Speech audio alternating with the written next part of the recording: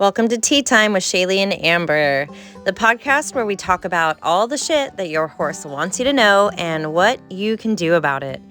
Amber is a horse trainer and a personal results coach, certified in Theta and Semitic breathwork. Shaylee is an animal communicator who also teaches communication. Both knowledge seekers with the intention of sharing that knowledge and hoping that we can encourage the listeners to do the same. Welcome to episode 19, Micromanager. Join us as we chat about the ways we micromanage our equine friends through our thoughts, our bodies, and our energy. This episode, we talk about the importance of self-awareness, our energy centers, fear, and how it impacts our time with our horses, and more. Can't wait to spill the tea with you. As always, if something in this episode resonates, please share it. And if you're interested to go deeper, check out our membership right in the show notes.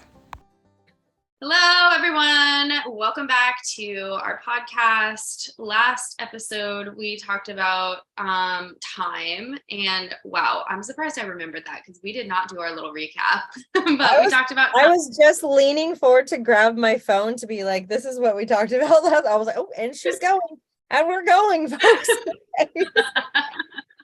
Hello. Yeah. The biological clock that women supposedly have and how we feel like we don't have enough time or we need more time. It was actually a really good episode. So if you missed that, check it out. Today, we haven't really decided what we're starting on, but I was going to tell Amber this story about a horse that I talked to earlier today. So why not just start with that and we'll see where it goes. Before we got on the pod, we were talking about these clinics that Amber hosts and how she has a plan to help horses like regulate through scary stuff, but she works on the human first and then none of the horses are spooking at all. So it sparked my memory of this horse that I talked to today. And it's just so cool to like talk with horses and hear what's important with them and like the things that they remember. So like, I just am listening to like what she has to say about her body. And she was actually really funny because I guess she had a lesson this morning and the horse like immediately, well, firstly, I went to connect with her and I said her name and she freaking whinnied. I could hear her in the back and the person was like, oh my God, she just whinnied. So they're really cute. And she like totally like audibly said hello to me. And then immediately like whips around and looks at her back and is like, I hate this saddle pad. Like, what is this? And she was like, oh my gosh, she totally bucked in my lesson today and I had to use a new saddle pad on her. And I was wondering if that was the issue. And she was like, yeah, everybody's looking at my stifle. It is not my stifle. It's this saddle pad. And then this horse, like she has this whole, it's like she had this whole conversation planned out and was like, okay, anyway, something is going to happen this weekend and it's going to be someone coming in and I can see her prepping the barn and she's got a stall ready inside of the barn and then something is happening in the field and I need to know if it's the person that parks the trailer in the way of my window. And the person was like, yeah, we're having this clinician, like we work with them every couple of months, or they do like 4 a year or something like that. And the horse was just cracking me up because she was like, who's going in that stall? And the person like said the horse's name and she was like, oh, thank God. And like took a deep breath and was like, okay, that's cool. And then she wanted to know who the clinician was or like what was like, she knew she was going to be ridden in something. And the person was like, yeah, and this person brings his 2 horses. And she was like, oh my gosh, yeah, the 2 tiny ones, because this is like a big Frisian. And the guy, I guess, is like a natural horsemanship and he brings his 2 like quarter horses to demo on. And she was like, yeah, he's got 2 quarter horses and like they're gonna go in that field.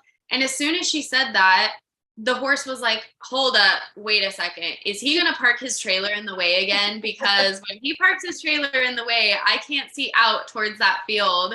And I thought it was so interesting because the way the horse describes it, she showed the trailer like blocking her entire view. But when the person described it, the person was like, she can still go out into her paddock and see, but if she hangs her head out of the aisleway and looks over, it's kind of like blocking her view because like the plug-in is there. And that was so interesting to me because this horse has the personality of like keeping tabs on everybody. And like, she's always got to know like where everyone is and stuff. And I was like, wow, that's so crazy that like even though she can see them out of the back of her stall, she's like, it bugs her enough to bring it up to me to like say like, hey, I don't like when the trailer's like in that area. And then she like stepped aside to show me this old horse that that the person used to use in the clinics. And I guess he can't be used anymore because he's got like massive ring bone. He's like 27 and his body is kind of deteriorating. And she was like, he had something to say. And she never gives up her time. Like she's like a horse that is like super specific. And he comes in and is like, I really want to be part of the clinic. Like, can someone, and you know what's so weird is they showed me, in order for me to get this image correct, they showed one of your mirror sessions and like one of the horses just like standing over a person.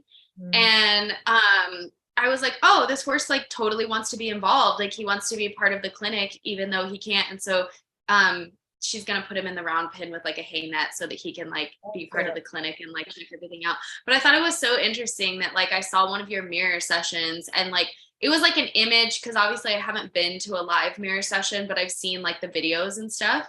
And I totally like saw that where the horse was like off to the side, like participating, but didn't have to be like part of the clinic. And yeah, so he gets to be involved. And I don't know, that's my fun story for today, because I thought it was super cute. Like all the stuff that she knows that like she's going to be in the clinic, wasn't even worried about what she was going to do in the clinic. She was just like, gotta know who's going to be in these stalls and where the trailer is going to be parked. Yeah, it's so cool. interesting because I think about that stuff, like our stories about what's important and like what's actually important to them are so vastly different, you know what I mean? And slowing down and being like, oh, but like, how do you feel about this? And kind of asking and waiting to see. I think, was it the last time where did we talk about the slow walking? And part of what came up for me on one of my slow walks was validation around like the things that are scary or whatever, and how we like constantly invalidate them or just like, no, it's fine. Like, trust me, it's fine.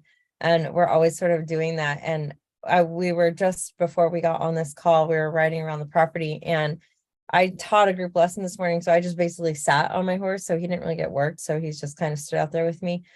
And so we went to ride around the property. So he's slightly fresh. And we got to the corner of the property and there's like a huge oak tree and this big vine and you can't really see the other side of it and the street's there. And there's somebody mowing the lawn with a lawnmower that sounds like possibly this will be the last time it mows a lawn. It was like really outrageous. And so he was like stopping and slowing down. And I was like, you're totally right. That sounds sketchy and you fully should be concerned. And then I kind of went into gratitude around like, I'm so grateful that you're so aware when something is different, because that could definitely keep us safe.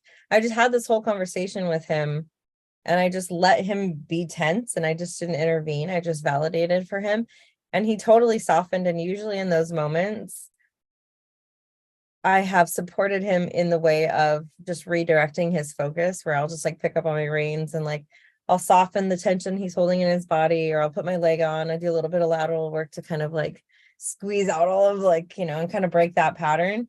But today I was just like exploring, like, I wonder if you could walk through this if I just validated the fact that you were concerned. And my whole lesson today was like, get curious, like what happens if you let go of your reins and use the neck rope? What happens? So I was already in that mode. And so when I did that and he totally like walked and he was like, and then he was like, okay, and we're good, like his nervous system was doing what it was supposed to do. But if I was a person in that moment, or just same person having a totally different day, my story about what was happening right in that moment could have turned into like this huge, complete other situation so fast, right? And so easily, because they're so sensitive to that stuff. You know what I mean? It's so wild to think of like how quickly a situation can turn into heightened overwhelm and a disaster versus like just validating and shifting your energy and going, oh, okay, let's just see what happens. If you were to get worried, and we're in my head, I was like, if he gets worried and like wants to run off, I'll just pick up my hand and help him. But like, I'm going to give him the chance to do it first, and see what he can manage on his own. And then I'll step in and support him if he needed it. But yeah, it just like got me thinking of all these, like how much our stories like affect what happens in our lives with them, and like for them and their experience and ours. I don't know. It's so crazy. It is crazy, and how we kind of get into like that micromanaging mode. I think this all goes back to, I feel like my life changed when you were like, you have to be like safe and secure in who you are first. And you have to be like okay on your own, regardless of what the horse is doing. Like, you shouldn't need them to pay attention to 24/7. You shouldn't need them to do a certain thing. Like, you should be able to feel happy regardless of what they're doing. And like, there was just I feel like I always knew that, but there was a way that you said it. Like, I can't remember if we were on the podcast and I had this revelation, or if it was just like one of our conversations. But like, ever since you said that, I'm like, wow, it's so crazy, because everything that I grew up learning, I'm like deconstructing, like, make sure that his eye is on you and don't allow them to do this or that. And like, it's almost like we're manifesting shit hitting the fan because we're constantly like fearful about stuff. And I just spent a bunch of time with my mom, and you knew this was going to come up, so we were just talking about her. I was noticing, like, with her and like walking the dog and stuff, how she immediately was like, oh, we can't turn this way because sometimes there's dogs that way and they jump on the fence and they scare him. And she had this whole story built up, and I was like, no, I want to, like, so then I provoked her and I was like, well, I want to go that way now. And so we went that way because I wanted to see what the dogs looked like, because my mom can be dramatic and I was curious, like, how big they actually were. I'm like, what are these dogs? And we went that way, and she was like, oh God, like, they're at this fence. And her little pug, she has this little fat, adorable, snuggly pug. He was not scared at all. No dogs were out there. And he immediately charged the fence and was like jumping up and down on the fence and scratching it, and was like, ah! Like creating, he like had his own story. And I thought it was so funny, because I was walking with her and she had all this fear built up about how she couldn't subject her dog to this, like, potentially getting eaten. And then I look at him and he's like, come on, motherfuckers, like, where are you? And it was totally her story about it. So I'm like, how much of that do we like do to our horses? I know that I do that with my horses, where I will see something from my human mind that I would perceive to be scary, like if a tree had fallen or whatever. From my past experiences, horses they can be spooky at like the way that a cut tree looks like when it has fallen. Is just the way that their eyes. I've had horses say that their eyes are like that. But so it's funny how my mind automatically, like, I'll be walking on a trail, I see a tree like that, and I'm like, ah, shit, there's a tree. Wonder how he's gonna, my mind is immediately like, I should probably go ahead and pick up the reins and support him through this before he even has an opportunity to do anything. Like, why do we do that to them? Like, why don't we give them that opportunity to feel the way they want to feel first? And then we can react. But I think a lot of it comes down to fear. Like, there's so much fear that is, I was going to say injected, but that sounds gnarly, but it kind of is like injected into us, where it's like, wear a helmet, wear closed-toed shoes. My mom put together for my birthday, like, this little like baby book of all these things that I wrote when I was a kid. And I was like, my first horse is going to be a horse, which actually, ironically, I said it was going to be named Zip, and my first like real horse as an adult is Kip, so it wasn't too far off. But I was writing down all of these things about how, like, I got to saddle my first horse today, and like, I just remember, like, obviously, like, there's liability in it from a trainer's perspective when you're teaching kids, because you've got somebody's kid. But just the things that I remember of everything that I had to do that was like so safe, and the vet that taught me how to trim hooves, like, she was so specific on the way to hold the knife, which I do not do that anymore. Like, it is not a safe situation for me. But I also was like telling my mom, I'm like, but I don't manifest that fear. I just don't live in fear. I'm just kind of like, I'm going to do things. And like, if I trim my horses in flip-flops and something happens, well, shit, then my energy was off that day. And like, lesson learned, I need to be more mindful. But I do feel like there's not a need to be so fearful all the time. And I'm not saying don't wear a helmet because if you have that fear-based mindset and you're just like, oh, well, fuck it, I'm not going to wear a helmet because I shouldn't be scared anymore. If that fear is within you, you're still manifesting those like situations. But yeah, how do you feel about all of that? The thing that stands out, well, of course, because of the lesson I just taught.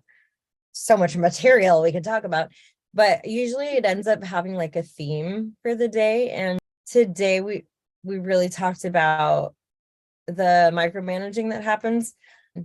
And I always tell people that if I had an end vision of what I want to be able to ride them bridleless, and I don't want to have to, have the reins. And I was talking to them about how that looks, because my gelding that I have, I can ride bridleless, and I was showing them like this is what the process looked like. The biggest thing that stands in people's way of being able to do that is their inability to stop micromanaging their horses. And so I was like, you have to be able to see if they're going to stop off your seat first.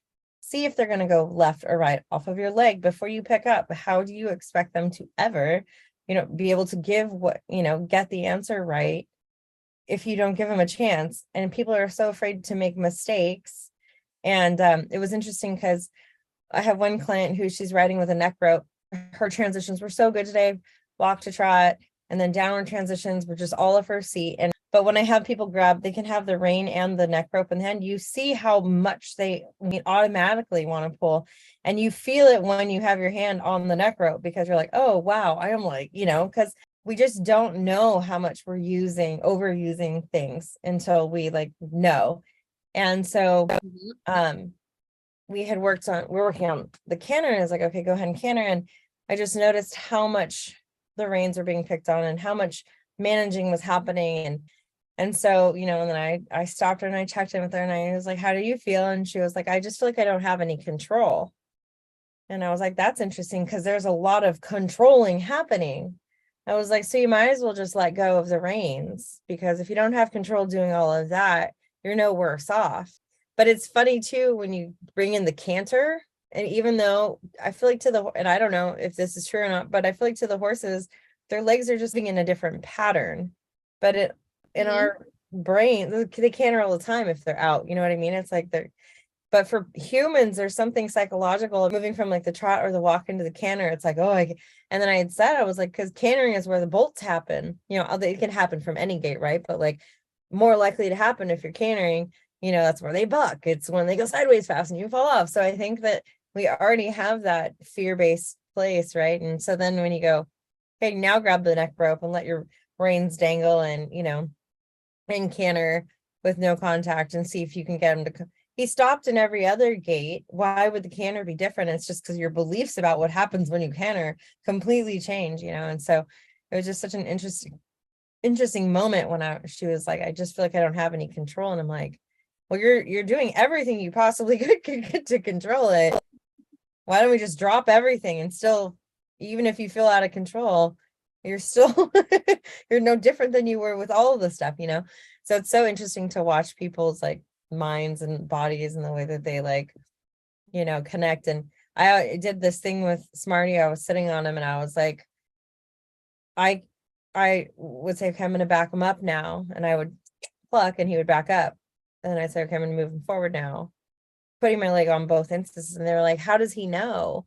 And I was like, I literally consciously just think, I want you to back up now. And I added leg to create the energy. And he backed up. I switched my thought to go forward, because those little tiny micro thoughts that we have do affect our body. You know what I mean? But to see just my thought changed what was happening, whether it was my intention, my energy, physically, something in my body changed. It was so small. And then you think about how loud we scream at them when we ride with our freaking, and I'm like, if he could figure that out from me just changing a thought, now think about how big of requests, how loud your requests have been for forward movement or for turning or for stopping, and you wonder why all of a sudden people need stronger bits or they need spurs or whatever. It's because we're constantly yelling at them, and finally they're like, whatever, I cannot take all this, So it is just so interesting to become aware of your thoughts and what you're bringing and what you're actually manifesting. My mom she rides my mare, and in the lesson my mare likes to go off the rail. She whoop, and so when she came around the corner, she's anticipating that happening. So she's already riding her like she's done it. I'm like, why are we all so afraid to let them make the mistake? I'm like, you have corrected and then let it go.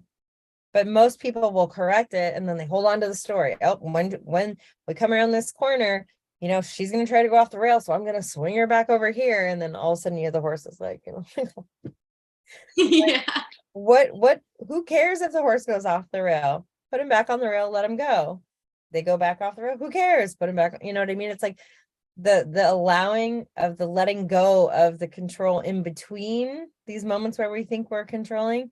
It's like we're all the margin for magic. You know what I mean? It's like you don't get to experience all of the self-carriage if you're carrying them all the time. You don't get to experience a horse that rides just off of your seat and your intention and that communication if you don't ever freaking let go and see if it'll happen. You know, humans are so afraid to have it not look the way it's supposed to look for even just a moment that you never get to the like good stuff. You know what I mean? It's so wild. Yeah, I have a lot of horses that know that too about their people, where they're just like, I can't even offer you, like I'm stuck within this movement because I can't offer you what you're asking for because you're just holding me back essentially. And like they will say, because people get hung up on, oh, well, back in March of 2021, I got bucked off by him and we haven't cantered since. And I just need to know, how does he feel about the canter? And he's like, well, it's something that my body can do.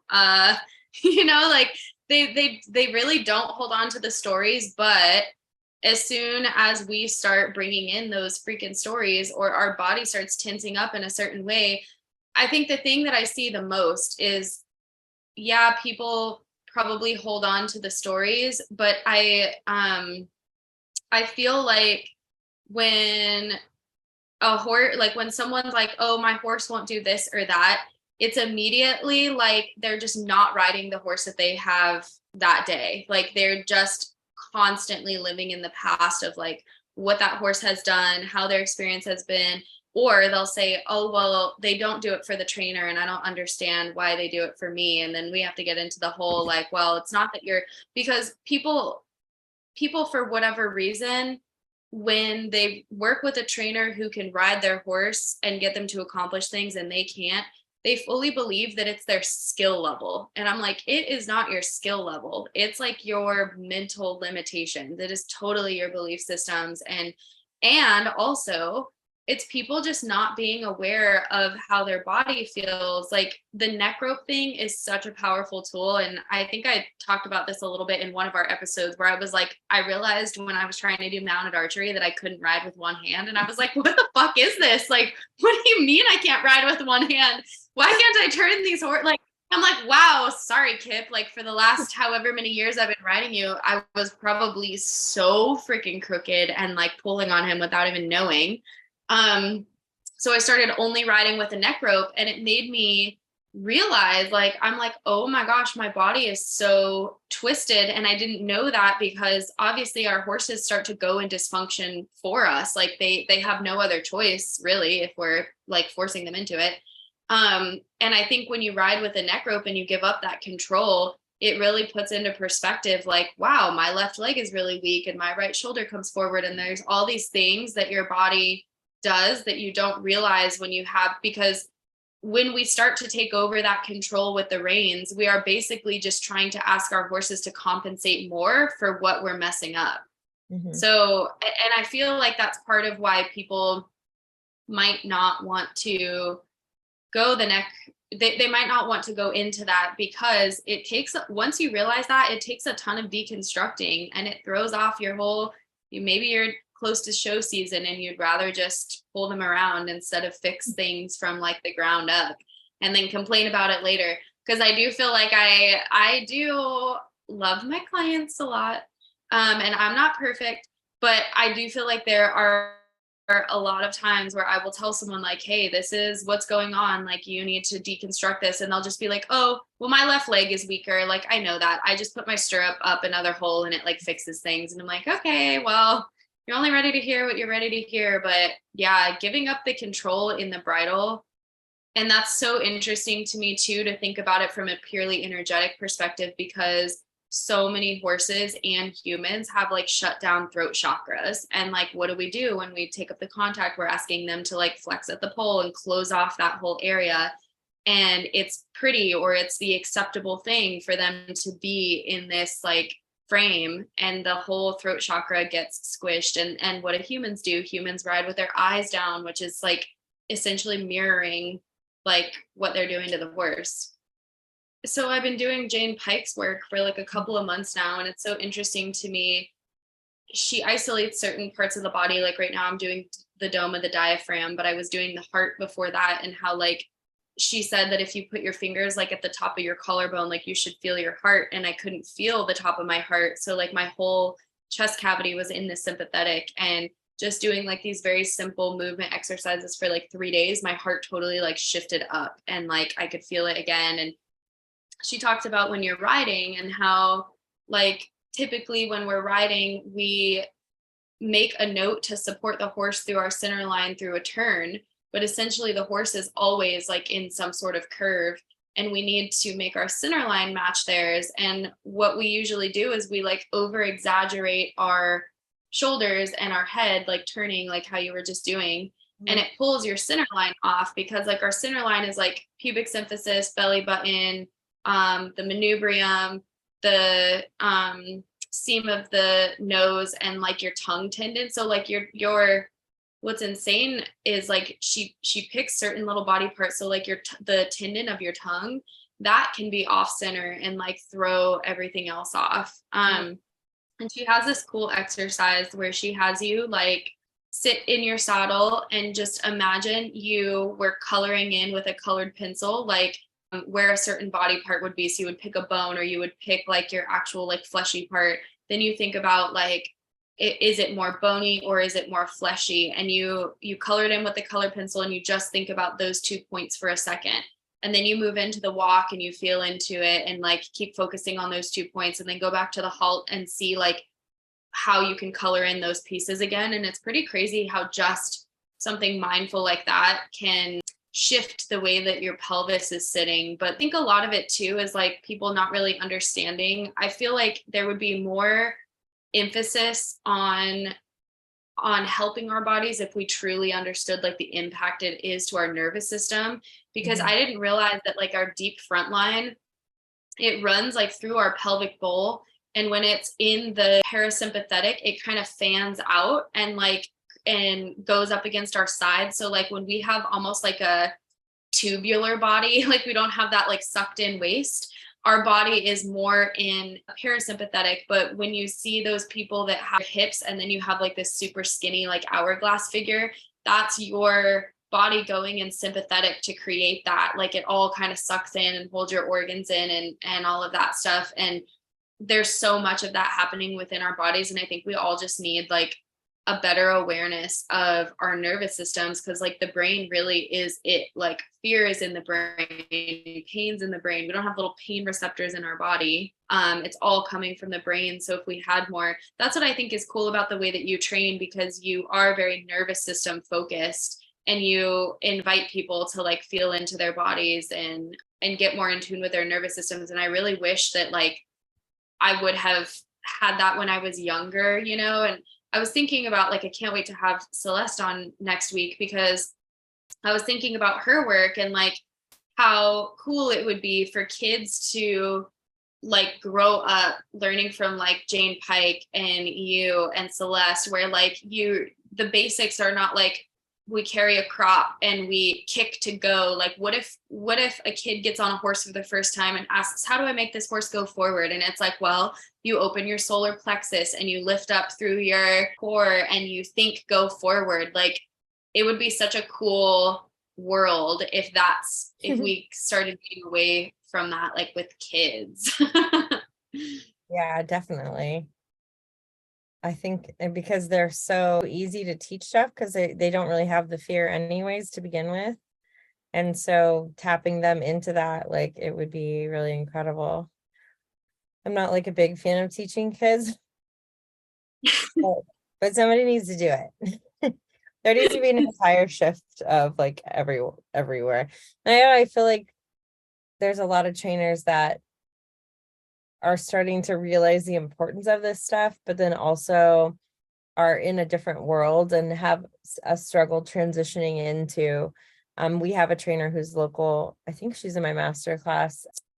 and she has a kid program, and she's like, well, how do I start teaching the kids this stuff?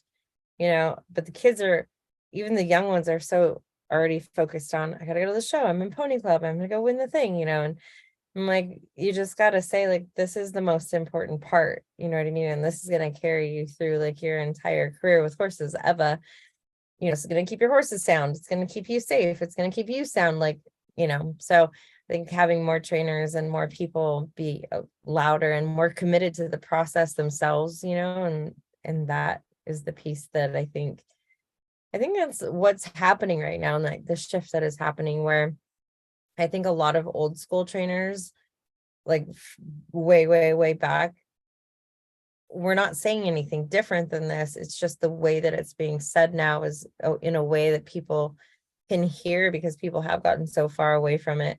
And then obviously having like this tool of social media to be able to like spread it, you bring your work forward in the way you're saying it, and people are, that's not new, and it's like, well, no, it's not new, but I'm saying it now, and there's different people listening and hearing my voice, so it's part of the whole process, right? And I just think, while our like humanity as a culture is kind of going through this like shift simultaneously, like so is the horse world. You know what I mean? It's very interesting to be able to watch. Yeah, totally. Craziness. So what would we say to people about this episode? Being more mindful about, tell us how your body feels. Be mindful about how your body feels when you're riding your horse next time. And I'd be curious too, like how many people know like what their chakras are doing, what their energy centers are doing, because I teach a lot in my classes. Like the amount of information and the depth that you can get is so dependent on like how open and receptive your energy centers are, and like you should be able to really like sit in your body, and if you focus on them you can feel the energy move. And I'm curious like how many people are even aware of that, because just opening up, just even doing a chakra meditation and bringing awareness to each energy center can open up like so much for somebody. Yeah. I used to do a meditation like that. You know what? I just had the thought that I'll do it. My next group lesson, or just whatever lesson I teach next, actually, I'll do it. And we can stick it in our membership, but I do an exercise that once they're on, it's like a warm up where you go through the chakras once you're on your horse, and then you let it go through and connect. And then you focus on your horses, you focus on yours, and then you connect the two, ground and connect. So I'll record it next time I do it. And we'll put it in the membership. But yeah, I think that, and then like just becoming more aware of, maybe even like thinking about, where am I invalidating my horse's experience and their responses to things? Where am I saying, oh, you're fine, when they're not actually fine, and they're telling you that they're not fine. Because we do it all the time. I do it all the time to the dogs. It's fine, you don't need to bark. And it's like, my horse, no, it's fine, just trust me. And it's like, how about we validate first? That is crazy. That is a crazy sounding lawnmower, and you can't see it, and you probably should be worried. And I'm actually really grateful that, that you are aware enough and not shut down to be able to recognize that might be a threat. Like, thank goodness. And like validating and going into gratitude, and then seeing what comes from that, and then lending support and like a shift of focus if it escalates, instead of writing them like it has already escalated, and then creating something that maybe would not have even been there had you just cruised along. Well, thanks for listening, everybody. Have a great rest of your day. Welcome to Shaylee and Amber's awkward endings. Also, yeah.